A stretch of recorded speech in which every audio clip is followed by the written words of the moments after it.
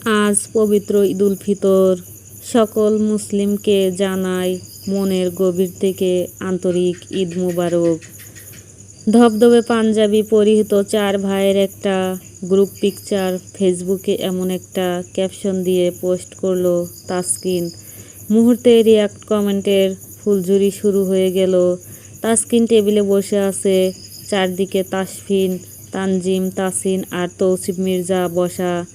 সার্ভেন এসে জর্দা সেমাই, নুডলস, পায়েস, পিঠা, প্রণাপ, মিষ্টি, বরফি, সন্দেশ আরও কিছু ডিজার্ট সার্ভ করলো। আহানা শেখ, রেহানা শেখ তা সার্ভ করে দিল তাদের। 7:20 বাজে। মিষ্টি মুখ করে তারা নামাজে যাবে। এর মধ্যে বাড়ির মেয়ে সমাজ সাজগোজের জন্য যার যার রুমে ব্যস্ত আছে। তাসকিন সকাল থেকে বউয়ের দর্শন পায়নি। ঘুম থেকে উঠে সেই নারী যা আর শাশুড়িদের সঙ্গে রান্নাঘরে ব্যস্ত ছিল। সবাই মিষ্টি মুখ করে নামাজের উদ্দেশ্যে বের হয়ে গেল। সৈয়দ বাড়ির সবাই আর মির্জা বাড়ির সবাই আজ একই ঈদগাহ ময়দানে উপস্থিত। আগে সৈয়দরা এসেছে, পরে মির্জারা। তাসকিনরা গাড়ি থেকে নামতেই রাহিম ছুটে আসলো। আসসালামু আলাইকুম মামা। শুরুতেই সে মামাকে সালাম দিল। তৌসিফ মির্জা ভাগ্নের আদবে বেজায় খুশি। সে খুশিতে গদগদ হয়ে সালাম নিয়ে হ্যান্ডশেক করলো রাহিমের সাথে, ঝুঁকে আবার কোলাকুলি করলো। এরপর রাহিম সবাইকে সালাম দিয়ে কদমবুসি করলো। তারপর সবাই এগিয়ে গেল সৈয়দ বাড়ির সবার দিকে। ইতিমধ্যে এমপি উপস্থিত হওয়ার গুঞ্জন শুরু হয়ে গেছে। তাসকিন শ্বশুরকে দেখে মিষ্টি হেসে সালাম দিল। আজ আর রায়হান সাহেব মুখ বাঁকালো না, সালাম নিয়ে কোলাকুলি করলো জামাইয়ের সাথে। রাদীপও তার শ্বশুরের সাথে একে একে সকলের সাথে ঈদ মুবারকের শুভেচ্ছা বিনিময় করে নামাজের জন্য গেল। নামাজের আগে তাসকিন দেশবাসী এবং জেলাবাসী সকলের উদ্দেশ্যে ভাষণ দিল। এবারে ঈদটা সত্যি অন্যরকম। মসজিদ থেকে পুরুষরা আসতেই সালামির হুড়োহুড়ি লেগে গেল। সিঁড়ি ফিয়ে ধূপধাপ আওয়াজে নেমে আসলো মির্জাবাড়ির দুই কন্যা, পরনে দুইজনের ফার্সি ড্রেস। তৌসিফ মির্জা বসতে বসতে সতর্ক করলো দুজনকে আম্মারা আসতে। তিশা আর তানিশা তৎক্ষণাৎ ছুটে আসলো তার নিকট। দুজনে একই সুরে লম্বা সালাম দিল। তৌসিফ মির্জা হেসে সালাম নিতেই দুজনে হাত পাতলো তার কাছে। কি সালামি নে, এখন যাও চাচ্চু, আমি জানি। তিশা হে হে করে হেসে বলল। তানিশা ওকে দেখে ফিক করে হেসে দিয়ে বলল, আমাদের চারজনের জন্য যে নতুন টাকার 4টা বান্ডেল তোমার নিকট এসেছে তা আমরা জানি বাবা। তৌসিফ মির্জা অবাক হয়ে তাকাতেই দেখা মিলল কিচেনের দরজায় দাঁড়িয়ে মিটমিট করে হাসছে তার সহধর্মিণী। তৌসিফ মির্জা যা বুঝার বুঝে গেল। তিনি হতাশ শ্বাস ফেলে পকেট থেকে দুজনকে 2টো বান্ডিল বের করে দিল। এর মাঝেই রায় মায়াকে ধরে নিয়ে আসলো। আসসালামু আলাইকুম বাবা, ঈদ মুবারক। ওয়ালাইকুম সালাম আম্মু, ঈদ মুবারক। আসসালামু আলাইকুম চাচ্চু, ঈদ মুবারক। তৌসিফ মির্জা এদের দুজনের সালামিও বুঝিয়ে দিল। এই যে বিদেশি ডাক্তার, কোথায় পালাচ্ছ আমার সালামি না দিয়ে? তাসফিন আয়নার সামনে দাঁড়িয়ে চুলে ব্রাশ করতে করতে বলল, কত সালামি লাগে তোর? সব লাগে। কত পেলি বলবো না? তিশা ভেংসি কাটলো। কেন, তুমি নিয়ে নেবে? তাসফিন নাক মুখ কুচকে বলল, সিরিয়াসলি আমি নিয়ে নেব? তো কার কার কাছ থেকে সালামি জোর করে আদায় করলি? তুমি বাদে সবাই দিয়েছে। আমার ভাইয়েরা এমন কিপটা না। ইয়াল্লা, এটা কি জুটাইলা কপালে? মনটা তো মোর আম্বানি, জামাই হয়েছে ফকিরনি। তাসফিনের মাথায় যেন বজ্রপাত হলো। কি বললি ফকিরনি? ওই কবে তোর সালামি আমি দেইনি? প্রতি বছর দেশের বাইরে থেকেও তো তোর সালামি পাঠিয়েছি, তো এখন দাও না গো। তিশা বুকা বুকা মুখ করে হাত বাড়িয়ে দিয়ে বলল, তাহলে দিয়ে দাও না গো। তাসফিনের মায়া হলো এই অসহায় মহিলাকে দেখে, তাই পকেট হাতড়ে মানিব্যাগটা তিশাকে দিয়ে বলল, নে। তিশা খুশিতে ডগমগ হয়ে উঠল। তুমি খুব ভালো বলে সে দৌড়ে চলে যাচ্ছিল। তবে তাসফিন থাবা মেরে ওকে সারাশির মতো চেপে ধরে বলল, এই কই যাস, সালাম দে আগে। মাহাদি নামাজ শেষ করে এসে ঘুরঘুর করছে রান্নাঘরের আশেপাশে। উদ্দেশ্য বউটাকে বিড়ালের মতো থাবা মেরে নিয়ে যাওয়া। রাকা কিচেন থেকে দেখছে আর হাসছে। আজ বাছাধন তুমি আমাকে পাচ্ছ না। বলেছিলাম বাপের বাড়ি নিয়ে যেতে, বাহানা দেখিয়েছো আমাকে। বলেছ কাল নিয়ে যাবে, তো আমার সাক্ষাৎও তুমি কালকেই পাবে। মেহেলি কিছুক্ষণ থেকেই ভাইয়ের সুসুবুসু খেয়াল করছিল। আসল কাহিনী বুঝতে পেরে সে একটা শয়তানি হাসি দিয়ে হাসলে মাহাদির একদম পিছনে গিয়ে ওর কাঁধে মৃদু চাটি মারল। মাহাদির চোর ধরা পড়ার মতো ধরা পড়ে চমকে উঠে পিছনে তাকাতেই মেহেলি ভ্রু নাচিয়ে জিজ্ঞেস করলো, কি? মাহাদি আশেপাশে বোকার মতো তাকিয়ে বলল, কি চাই? কই কিছু না তো। কিছু না, আমি জানি বলে হিহি করে হাসলো। তারপর বলল, ভাবিকে পাঠাবো, তার বদলে আমি কি পাবো? মাহাদি কিচেনে আরেকবার উকি মেরে বলল, কি চাই? 5,000। মগের মূল্যক নাকি? তো ভাবি কি পোলার হাতের মোয়া নাকি যে চাইলেই পাওয়া যাবে? 500 তো দিচ্ছি, নিয়ে ভাগ। 3,000-এর নিচে হবে না। 600। মাহাদি পকেট থেকে 1,000 টাকার একটা নোট ওর হাতে গুজে দিয়ে বলল, সময় 5 মিনিট। বলেই সে গটগট করে রুমে চলে গেল। মেহেলি হাতের দিকে একবার তাকিয়ে হাসলো। এটুকুই তার লাভ। সে রান্নাঘরে চলে গেল। রাখা তখন চাল বাঁধছিল। মেহেলি চট করে ওর হাতে টেনে ধরে বলল, চল চল, তোর সাথে আমার জরুরি কথা আছে। আরে ভাই থাম, এটুকু করে নেই। না না, চল তো। বলে সে রাখাকে বগল দাবা করে ছুটল ভাইয়ের রুমের দিকে। চাচা আর দাদার কবর জিয়ারত শেষে তাসকিন বিতৃষ্ণা হয়ে রুমে প্রবেশ করলো। আজ সারাদিন, মানে সকাল থেকে এখন বেলা 10টা বাজে, এতক্ষণে একবারও বউয়ের মুখ দর্শন করতে পারেনি। রুমের দরজার সিটকানি টেনে তাসকিন আবারও এদিক ওদিক দেখল। কোথায় তার বাবুই পাখির মতো বউটা? বেলকনি থেকে ঝুমঝাম আওয়াজ আসছে মৃদু। তার মানে রমণী বেলকনিতে আছে। তাসকিনের আচমকা নিজেকে বড্ড অসহায় লাগলো। এখন রায় কেমন প্রতিক্রিয়া দেবে তাকে দেখে সে জানে, যেটা বরাবর হয়ে এসেছে তাই হবে। কিন্তু মনটা খসখস করছে। আজকে ঈদের দিন, মুসলিমদের সব থেকে খুশির দিন এটা। আজ ভালোবাসার মানুষটার কাছে না চাইতেও একটু আকাঙ্ক্ষা থেকেই যায়। তাকে কষ্ট দেওয়া বা তার থেকে কষ্ট পাওয়া কোনোটাই কাম্য নয়। তাসকিন একটা দীর্ঘশ্বাস ফেলল। ঠিক করলো কোনো রকম কথাবার্তা হবে না, শুধু একটু দেখেই চলে আসবে। এরপর তাকে বের হতে হবে। তাই পায়ে পায়ে সে নিঃশব্দ এগিয়ে গেল বেলকনির দিকে। কাশ্মীরি ঘুঙ্গুর চুড়ি পরিহিত রমণী হাত একবার এই দিকে ধরে তো আরেকবার ওই দিকে ধরে। অপর হাতে আর বড় অবহেলার ফোনটা। লিপস্টিক রাঙানো গোলাপি পাতলা ঠোঁট জোড়া নেড়ে সে গুনগুন করে সুর তুলছে। কড়া সাজগোজে ছড়াচ্ছে আভিজাত্য। পরনে এক নেভি ব্লু কালার আগানুর, 2 হাত ভর্তি মেহেদি আর কাশ্মীরি চুড়ি, কপালের মাঝে সিঁথি করা গলা আর কানের অলংকারের সাথে ম্যাচিং করে সাদা স্টোনের টিকলি পরেছে। সে বারবার হাতের পিকচার নিতে ব্যস্ত। তাসকিন একটা ফাঁকা ঢোক গিলল। মায়ের মতো নাচ গান অভিনয় সব কিছুতেই পারদর্শী এই রমণী। আগানুরটা অবশ্য তাসকিন কিনে দিয়েছিল। তিশা তানিশের সাথে মিলে অনেক ড্রেস কিনেছে সে। তাছাড়াও বাপের বাড়ি শ্বশুর বাড়ি সবখান থেকেই বেশ উপহার সামগ্রী পেয়েছে সে। কিন্তু বরের দেওয়া ড্রেসটার মূল্য রেখেছে। তাসকিন ভাবছে রায় তার উপস্থিতি টের পায়নি, কিন্তু সে জানে না তার শরীরে বিশেষ সুবাস পেয়ে গেছে ইতিমধ্যে স্ত্রী রায়মা। তাসকিনের চোখ ঘোলা হয়ে এসেছে। আসলে সে একদম স্বাভাবিক মুখভঙ্গি বউয়ের, ঠিক বিয়ের আগের মতো। এমনিতেও সে আজকাল আগের মতো মনমরা হয়ে থাকে না। রায় কখন যে তার একদম সামনে এসে দাঁড়িয়েছে ঘোরের মাঝে খেয়াল করেনি তাসকিন। আজ রায়ের শরীর থেকে একদম সফট একটা ঘ্রাণ ভেসে আসছে তার নাকে।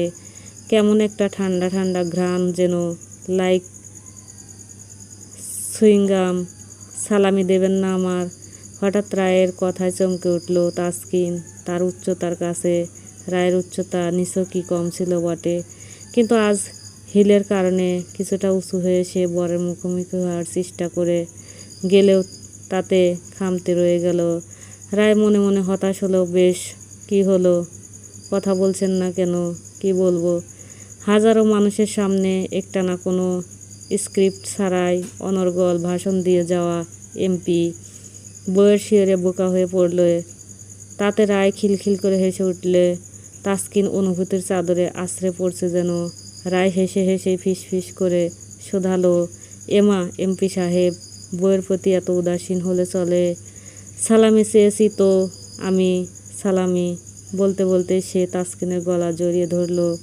তাসকিনের তীরের মতো নাকের সাথে ছুঁই ছুঁই তার মেয়েলি সরু নাকটা। তাসকিন যেন দ্বিধায় পড়ল। সজ্ঞানে রায়ের এরূপ প্রতিক্রিয়া মানা তার কাছে নিদারুণ অবাককর বিষয়। আজব তো, আপনি এমন বোবা হয়ে গেলেন কেন? দুঃখিত, বলো কি বলছিলে? তাসকিন এবার সমস্ত মনোযোগ দিল বউতে। আজ নীল চোখের নিচে হালকা কাজল রেখা টানা, তেমন কোনো সাজ দেয়নি, আর চোখে তার বাবা ছোট থেকে দিতে দেয়নি। তার মতে ওসব কৃত্রিম সাজের নিচে তার মেয়ের চোখের নিজস্ব সৌন্দর্য ঢাকা পড়বে। আমাকে সালামি দিন। কি সালামি? যা দেবেন। কি নেবেন? যা চাই তাই দেবেন, ওইটা ছাড়া সব কবুল বলো। রায় নিঃশব্দে হাসলো, তারপর ফিসফিস করে বলল, আপনার ইচ্ছা মতো দিন। ওর মতন একইভাবে তাসকিনও ফিসফিস করে বলল, আপনার জন্য তাহির মির্জার জান কোরবান।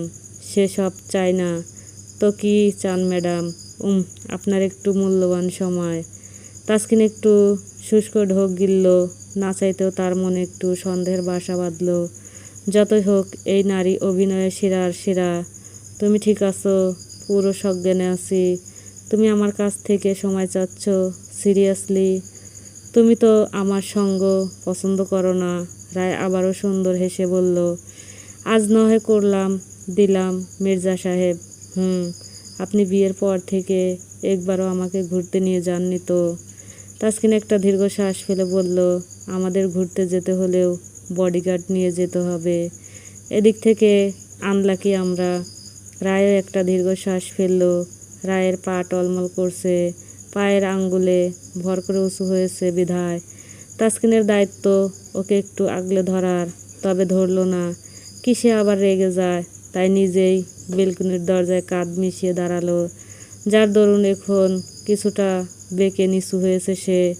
রায়ের জন্য সহজ হলো। সে ঠিকই খেয়াল করলো বরের নীরব যত্নটুকু। বললে না তো কি নিবে? ভাবতে দিন। আমি তো আর যে সে নয়, সংসদ সদস্যের বউ, ওই যাকে বলে এমপির ঘরণী আর কি। তাসকিন মৃদু হাসল জবাবে। রায় এবার পা ঠিক করে দাঁড়িয়ে কোনো আগামবার্তা ছাড়াই তাসকিনকে হুট করে জড়িয়ে ধরে বলল, ঈদ মোবারক জনাব। তাসকিন চট করে মাথাটা দরজায় এলিয়ে দিল। রায় বিস্মিত হয়ে গিয়ে বলল, কি হলো? শরীর খারাপ লাগছে আপনার? সুগার ফল করছে। রায় ভ্রু কুঁচকে বলল, কেন? আপনি আজ ডিজার্ট খাননি? খেয়েছি, তবে বইয়ের দেওয়া অধিক মিষ্টিতে আবারও লো হয়ে গেছে। রায় আবারও খিলখিল করে হেসে উঠল। তাসকিন মুগ্ধ হয়ে দেখছে বউকে। রায় এদিক ওদিক তাকিয়ে আবারও পা উঁচু করে তাসকিনের ডান গালে অতি সপ্তবর্ণে ঠোঁট ছুঁয়ে দিল। তারপর বলল, বিকালে আপনি আমাকে ঘুরতে নিয়ে যাবেন। তাসকিন চরম আবেশে বউকে জড়িয়ে ধরে বলল, ঈদ মুবারক মাই বিউটিফুল ওয়াইফ, আমার সর্বনাশী। আসসালামু আলাইকুম ওয়া রহমাতুল্লাহি ওয়া বারাকাতুহু।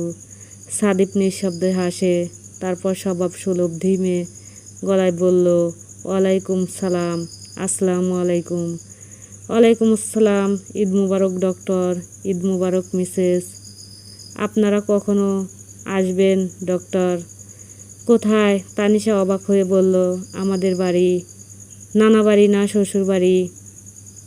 তানিশা বেজায় লজ্জা পেল। ব্লাশিং গার্ল দুটো আরও ব্লাশ করতে লাগলো। আপাতত নানা বাড়ি আসুন, পরে না হয় শ্বশুর বাড়ি আসবেন। আচ্ছা তো সুইট মামাতো বোন, প্লাস বিএন কি দিবে আসলে? তানিশা খিলখিল করে হেসে বলল, কি নিবেন? যা চাই তা দিবেন ইনশাল্লাহ। তোমাদের সাথেই যাব, তোমরা আসো আগে। কখন আসছো তোমরা? একটু পরেই।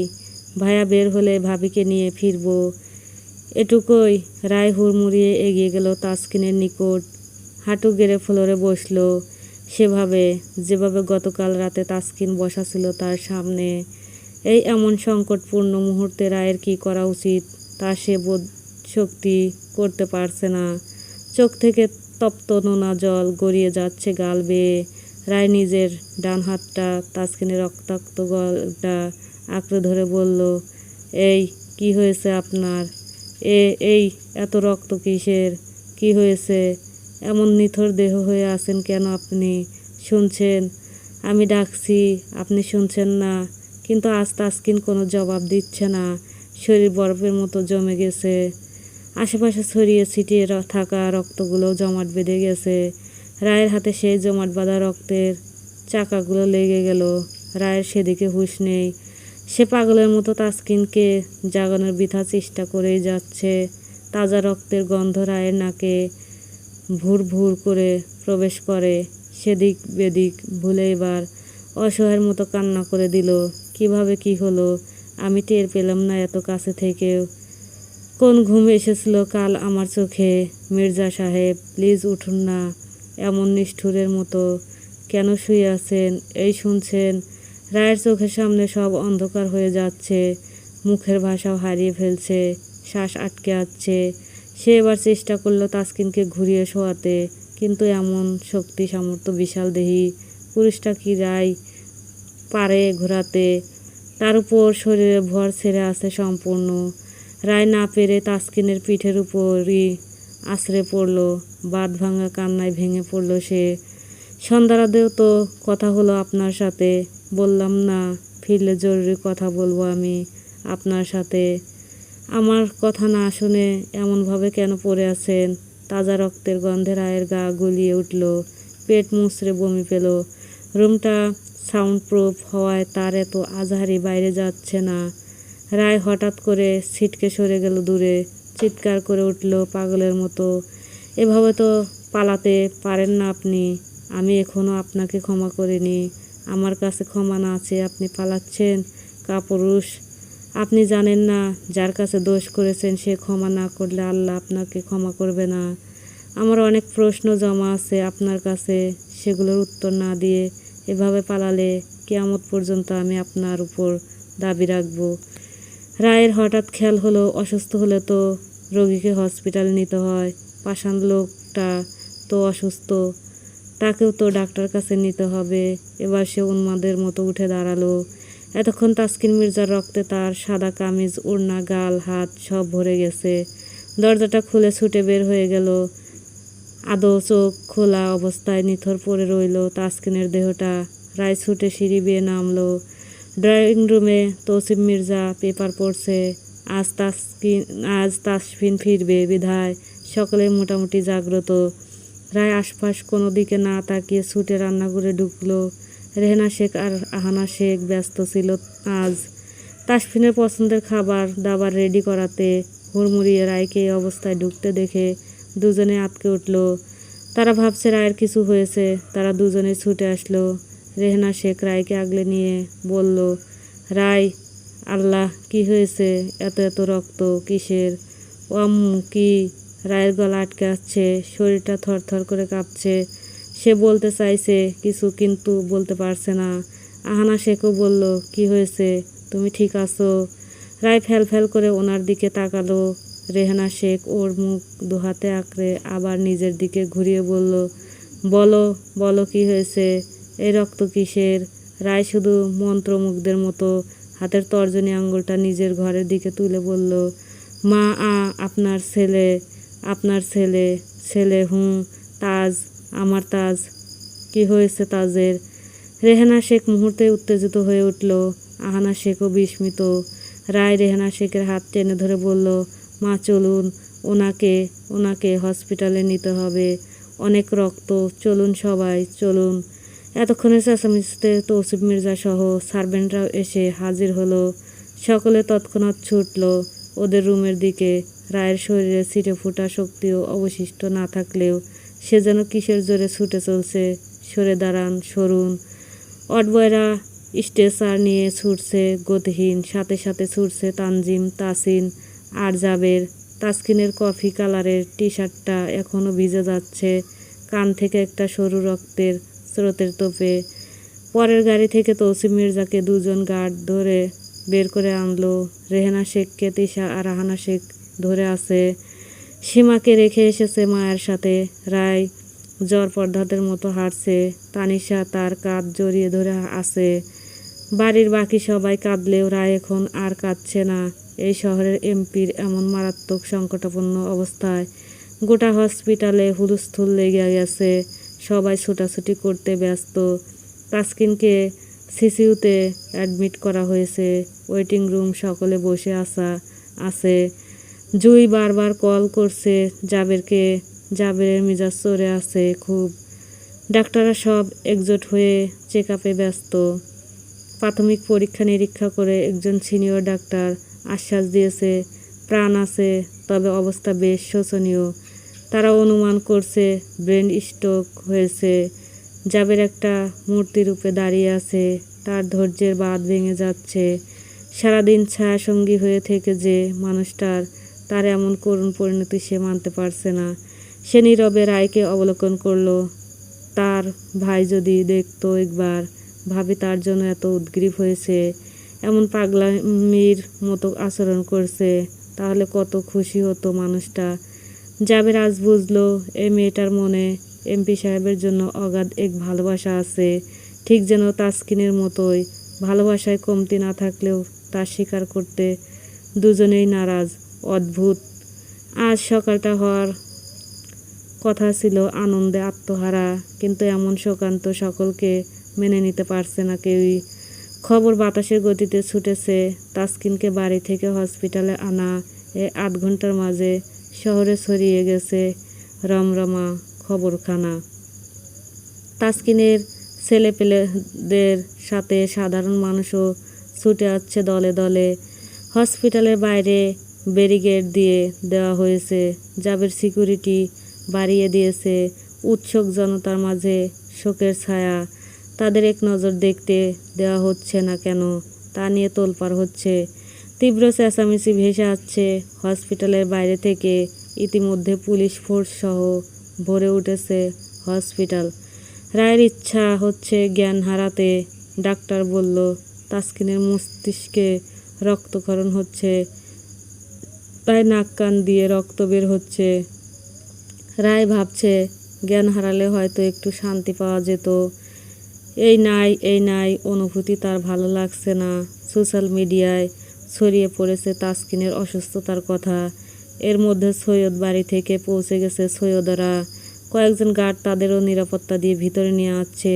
পুলিশ ফোর্স দমিয়ে রাখছে মিডিয়ার সাংবাদিকদের। একের পর এক প্রশ্নে বিব্রত করছে তারা। এতক্ষণ কান্নার মানুষ কম ছিল, বিধায় বাকিটা রিধিমা মির্জা পুষিয়ে দিচ্ছে এখন। আহাদ রায়হান মেয়ের পাশে বসতেই রায় আবারও বাবার বুকে মুখ গুজে হু হু করে কান্নায় ভেঙে পড়ল। এত সকালে হসপিটাল ছিল রোজকার মতো শান্ত স্বাভাবিক, তবে ঘণ্টাখানেকের মধ্যেই তা অসহ্য রকমের অস্বাভাবিক হয়ে উঠল।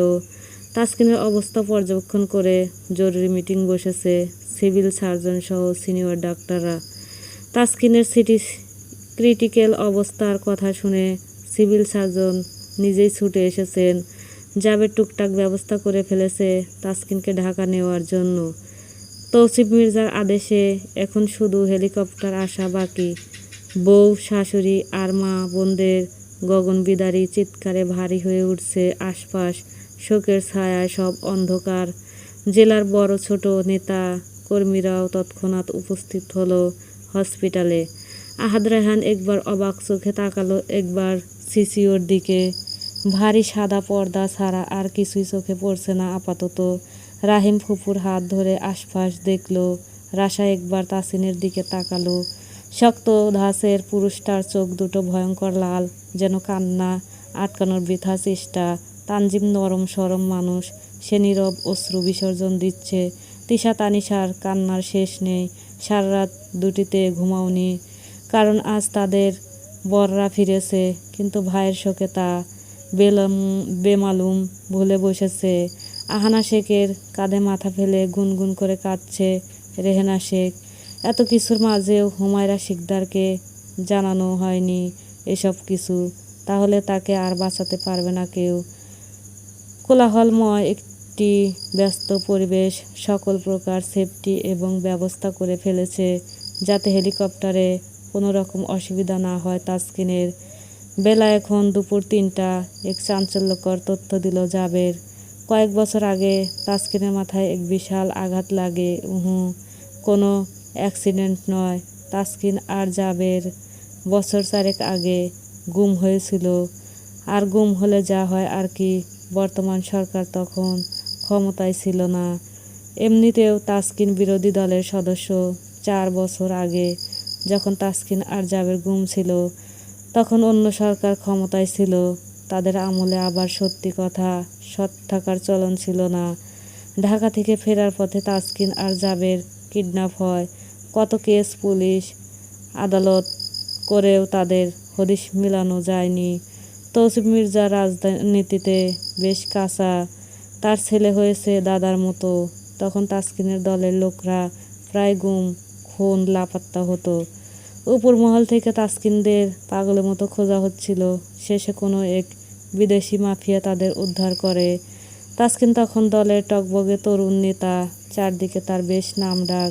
রাজনীতি জীবনের সূচনার পর আর কি। তখন তাসকিনকে কোনো একটা বিবৃতি দেওয়ার জন্য আটকে রাখা হয়। জাবের আর তাসকিনকে আলাদা আলাদা রাখা হতো। দুবেলা নিয়ম করে টর্চার করা হতো তাদের। তখনও তাসকিনের থেকে জাবের বেশি মার খেয়েছে। উল্টো করে ঝুলিয়ে পেটানো, রড গরম করে পায়ে সেঁক দেওয়া, প্লাস দিয়ে নখ তুলে নেওয়া, এমনকি গরম তেলে পোড়া হাত চোবানো, কিছুই বাদ রাখেনি। এত কিছু সহ্য করার পরও তাসকিনের মুখ থেকে সামান্যতম কথা বের করতে পারেনি ওরা। শেষে লাস্ট পানিশমেন্ট হিসেবে ঠেলাগাড়িতে তাসকিনকে শুইয়ে বেঁধে দেওয়া হয়েছিল। আর সেই ঠেলাগাড়ি দিয়ে ঠেলে লোহার পাঁচিলের সাথে মাথায় বাড়ি দেওয়া হয়েছিল, যেমনটা সিটি স্ক্যানের সময় ধরে না তেমন। এসব বাড়ির কেউ জানতো না। তাসকিন কোনোদিন স্বীকার করেনি সেই লোহার পাঁচিলের সাথে ধাক্কা খাওয়ায় তাসকিনের ব্রেনে বিশাল ফ্র্যাকচার হয়। সুইজারল্যান্ডে ৩ মাস চিকিৎসায় ছিল, তবে তা পুরোপুরিভাবে ঠিক হয়ে যায়নি। তাসকিনের মাথার সে আঘাত এখনও মাথাচাড়া দিয়ে ওঠে। প্রতি মাসে একবার ঢাকার এভার কেয়ার হসপিটালে চেক আপ করা হতো। জাবের ছাড়া আর কেউ জানতো না একথা। তারা জানতো তাসকিন সুইজারল্যান্ড থেকে পুরোপুরি সুস্থ হয়ে এসেছে। তাসকিন সামান্য স্ট্রেস, মানসিক চাপ, বেশি প্রেশার নিতে পারতো না। তার ঠিক টাইম খাবার, নিয়ম মাফিক ৮ ঘন্টা প্রতিদিন ঘুম, আর কাজের চাপ কম নিতে বাধ্য থাকার কথা ছিল। না হলে আজ যা হলো তা হওয়ার সম্ভাবনা ছিল। আপাতত সুনামগঞ্জ হসপিটালে তাসকিনের ট্রিটমেন্ট চলছে। মস্তিষ্কে রক্তক্ষরণ বন্ধ হওয়ার মেডিসিন দেওয়া হলেও তা কাজ হচ্ছে না বলে জানিয়েছে ডাক্তার। এমার্জেন্সি ঢাকা রেফার করতে হবে। সকাল থেকে নানান টেস্ট করানো হয়েছে, আর ডাক্তার তাসকিনের এই সমস্যা ধরে ফেলেছে। তাসকিন যে এতদিন চিকিৎসাধীন অবস্থায় ছিল তাও জানা গেছে। আর এসব নিয়ে জাবেরকে তানজিম চাপ দিতেই জাবের ফুঁপিয়ে ফুঁপিয়ে কেঁদে তা স্বীকার করেছে। রায় এখন বুঝতে পারছে, প্রথম দিন হিডেন রুমে তাসকিনকে যে মেডিসিন নিতে দেখেছিল তা এগুলোরই ছিল। তাহলে বাড়ির আর কেউ না জানুক, তার আত্মা এবং সত্তা তো জানে। জাবের দেখত দিনে আর রায় দেখত রাতে। বিয়ের পর এই ৮ মাসে এই লোককে রায় ঠিক মতো ১ মাসও ঘুমাতে দেখেনি। তার উপর কি বিশাল এক চাপের মুখে ছিল। ডাক্তাররা ব্যস্ত হলো তাসকিনকে রেডি করানোর জন্য। তাদের সাথে ভিতরে গেল জাবের। যখন কাঁপাকাঁপি পায়ে ভিতরে ঢুকলো, তখন তাসকিন মির্জা নিশ্চুপ শুয়ে আছে বেডে। এমন শয্যাশয়ী হয়ে পড়ে আছে অমায়িক লোকটা। হাতে স্যালাইনের নখ, ক্যানোলা, মুখে ভারী অক্সিজেন মাস্ক। শ্বাস চলছে না চলার মতো। অর্থাৎ থেমে থেমে শরীর চিকিৎসা নিচ্ছে খুব কম রেসপন্সে। শরীরটা মৃতদেহের মতো পড়ে আছে। আপাতত বাঁচার গ্যারান্টি কেউ দিতে পারছে না। হয়তো তার দেশেও চিকিৎসা দেওয়া সম্ভব হবে না। তবু একটা স্বাভাবিক অবস্থায় না আনতে পারলে বিদেশে নেওয়া পসিবল নয়। বাই এনি চান্স বেঁচে গেলে মস্তিষ্কে রক্তক্ষরণের কারণে হয়তো কোমায় চলে যাবে চিরদিনের জন্য। হেলিকপ্টারে তাসকিনের সাথে যাচ্ছে দুজন ডাক্তার, তৌসিফ মির্জা, তাসকিন আর জাবের।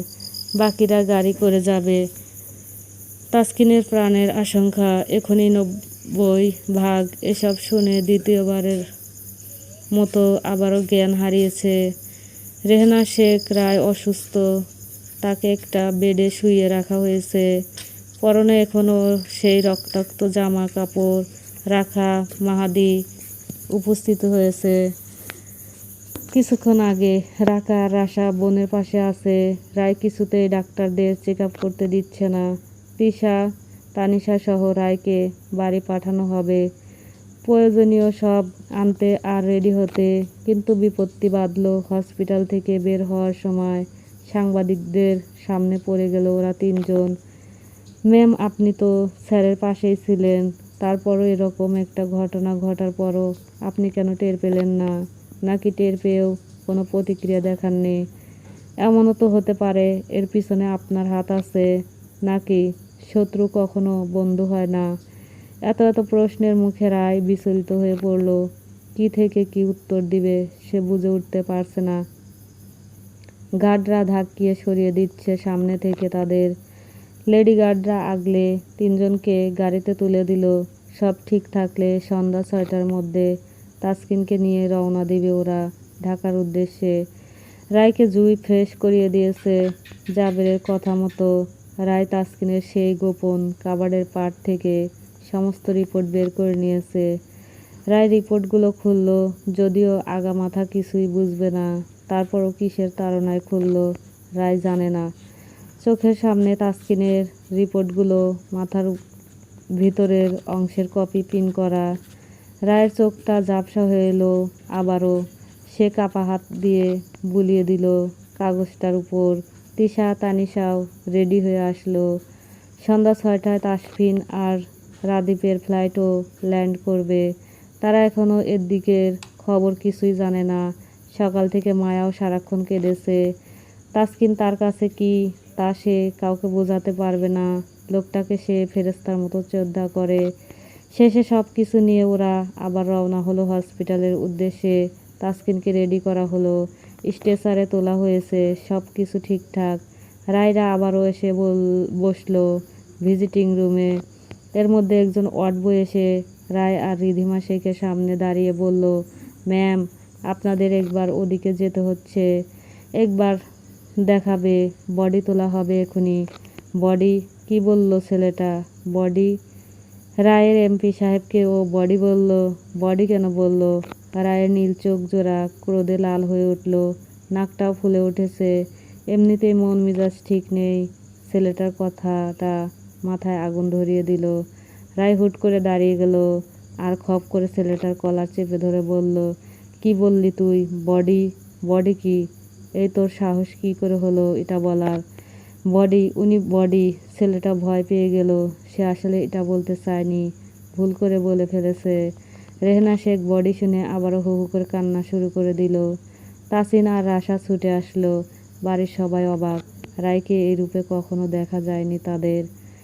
রাশা এসে রায়কে ছাড়িয়ে নিতে নিতে বলল, ভুল করে বলে ফেলেছে, ছেড়ে দে আপু। রায় কটমট করে তাকিয়ে রইল ছেলেটার দিকে। তাসিন ছাড়িয়ে নিল ছেলেটাকে। সবার আগে রেহেনা শেখকে রায়ের ফুপু আর চাচি ধরে নিয়ে গেল দেখাতে। তাকে তৌসিফ মির্জা অনুরোধ করেছে যাতে ওখানে গিয়ে কান্নাকাটি না করে, তাহলে তাজের ক্ষতি হবে। তিনি গিয়ে তাসকিনের মাথার পাশে বসলো, আলতো হাতে ছেলের চুলে বুলিয়ে দিল। বুক ভেঙে আছে, মা তো কি করে সামলাবে নিজেকে। তারপর দোয়া পড়ে ছেলে গায়ে ফু দিয়ে কপালে চুমু খেয়ে বলল, তাজ, শুনতে পাচ্ছ? তোমার কিছু হবে না বাবা। এই তো মা আছি না, ছোটবেলার মতো মা সব ঠিক করে দেব। তুমি সেরে উঠবে বাবা। বলতে বলতে আবারও কেঁদে ফেলল উনি। ওনাকে ধরে নিয়ে যাওয়া হলো। এরপর রায়কে নিয়ে যেতে চাইলে সে বাদ সাধল সে একাই যেতে পারবে। সে কি এত নরম নাকি? রায় সিসিউর কাছের দরজা ঠেলে ভিতরে ঢুকে তাকালো লোকটার দিকে। আজ আর ঠোঁটে হাসিটুকু নেই, চোখ দুটো দুষ্টু হাসি হাসছে না। রায় একটা শুকনো ঢোক গিলল, তারপর তার সামনে গিয়ে দাঁড়ালো। তারপর তাসকিনের পা থেকে মাথা পর্যন্ত পরখ করলো। শরীরে হসপিটালের পোশাক জড়ানো। রায় বসলো তাসকিনের পাশ ঘেঁষে। তাসকিনের ডান হাতটা নিজের নরম হাতের ভাঁজে নিয়ে বলল, আমার কথা মন দিয়ে শুনুন। যত যাই হোক আপনাকে ফিরে আসতেই হবে, কিন্তু আমাদের এই জোড়াতালি দেওয়া সংসারে একটা গতি তো করতে হবে, তাই না বলুন? আমার তো একটা ব্যবস্থা করবেন না?